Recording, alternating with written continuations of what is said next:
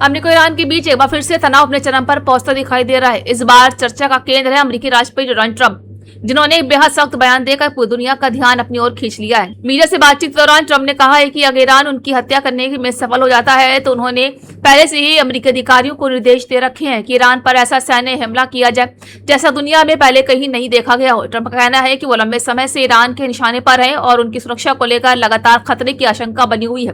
Trump के इस बयान के बाद अंतर्राष्ट्रीय राजनीति में हलचल तेज हो गई है और दुनिया भर में सवाल उठने लगा है कि अमेरिका और ईरान के बीच तनाव अब किस मोड़ तक पहुंचता है। दूसरी ओर ईरान का रुख अमेरिका से बिल्कुल अलग है। ईरानी अधिकारियों का कहना है कि अमेरिका लगातार ऐसे आरोप लगाता है जिनके समर्थन में सार्वजनिक रूप से पर्याप्त सबूत पेश नहीं किए गए हैं। ईरान का दावा है कि वर्षों से उस पर कड़े आर्थिक प्रतिबंध लगाए गए हैं, उसके तेल निर्यात को प्रभावित किया गया है और उसके परमाणु कार्यक्रम को लेकर अंतर्राष्ट्रीय दबाव बनाए गए हैं। ईरान का कहना है कि उसका परमाणु कार्यक्रम शांतिपूर्ण उद्देश्य के लिए है और वो अपने राष्ट्रीय हितों तथा सुरक्षा से जुड़े फैसले लेने का अधिकार रखता है। इस बीच हार्मुज स्ट्रेट को लेकर भी तनाव बढ़ गया है। ये समुद्री मार्ग दुनिया के सबसे महत्वपूर्ण तेल परिवहन मार्गों में से एक माना जाता है। अमेरिका चाहता है कि ईरान सार्वजनिक रूप से घोषणा करे कि हार्मुज स्ट्रेट पूरी तरह सुरक्षित और खुला हुआ है तथा वहां से गुजरने वाले सभी व्यापारिक जहाज पर किसी तरह का हमला नहीं होगा। ईरान की ओर से यह भी कहा गया है कि अगर किसी घटना में उसके किसी आंतरिक समूह की भूमिका रही हो तो उसकी जांच की जाएगी। वहीं दूसरी तरफ अमेरिका का कहना है कि अंतर्राष्ट्रीय समुद्री मार्गों की सुरक्षा से कोई समझौता नहीं किया जा सकता है।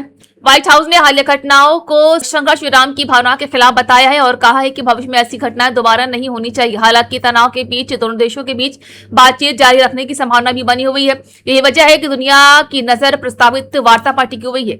अमेरिका की राजनीति में इस समय एक ऐसा नाम सबसे ज्यादा चर्चा में है जिसने इजराइल, गाजा और अमेरिका की विदेशी नीति पर नई बहस छेड़ दी है।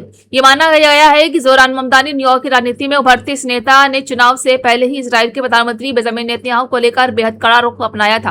ममदानी ने सार्वजनिक रूप से कहा था कि नेतन्याहू पर अंतर्राष्ट्रीय स्तर पर युद्ध अपराधों के आरोप लगे हैं और अगर वो न्यूयॉर्क आते हैं तो कानून के तहत कार्रवाई होनी चाहिए। उनका ये बयान उस समय आया है जब गाजा युद्ध को लेकर पूरी दुनिया में तीखी बहस चल रही थी। इसी वजह से ममदानी अचानक अंतर्राष्ट्रीय राजनीति का भी बड़ा चेहरा बन गए। दरअसल नवंबर 2024 में इंटरनेशनल क्रिमिनल कोर्ट ने बेंजामिन नेतन्याहू व इजराइल के पूर्व रक्षा मंत्री योआव गैलेंट के खिलाफ कथित युद्ध अपराधों और मानवता के विरुद्ध अपराधों में आरोपों में गिरफ्तारी वारंट जारी किया था। दूसरी ओर इजराइल ने इन आरोपों को पूरी तरह से खारिज किया है। उसका कहना है कि उसकी सेना ने गाजा में हमास के खिलाफ आत्मरक्षा में कार्रवाई की और उसने किसी भी तरह के युद्ध अपराध नहीं किया। अमेरिका भी ICC के इस फैसले का विरोध कर चुका है और उसने अदालत का अधिकार क्षेत्र पर सवाल उठाए हैं। ऐसे में ममदानी का बयान केवल एक स्थानीय नेता का बयान नहीं रहा बल्कि उसने अंतर्राष्ट्रीय राजनीति में भी नई बहस को जन्म दिया है। जोरान ममदानी लंबे समय से इजराइल के बस्ती विस्तार की नीति के आलोचक रहे। उनका कहना है कि फिलिस्तीनी नागरिकों के अधिकारों की रक्षा होनी चाहिए और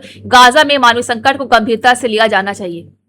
बिहार की राजनीति में एक बार फिर से हलचल तेज हो गई है। जनशक्ति जनता दल के प्रमुख तेज प्रताप यादव ने दावा किया है कि मंत्री सम्राट चौधरी के नेतृत्व वाली सरकार जल्द गिर जाएगी। उन्होंने सोशल मीडिया पर सार्वजनिक बयानों के जरिए कहा है कि मौजूदा सरकार ज्यादा दिन टिकने वाली नहीं है। हालांकि इस दावे के समर्थन में उन्होंने कोई ठोस राजनीतिक या विधायी आधार सार्वजनिक रूप से साझा नहीं किया है।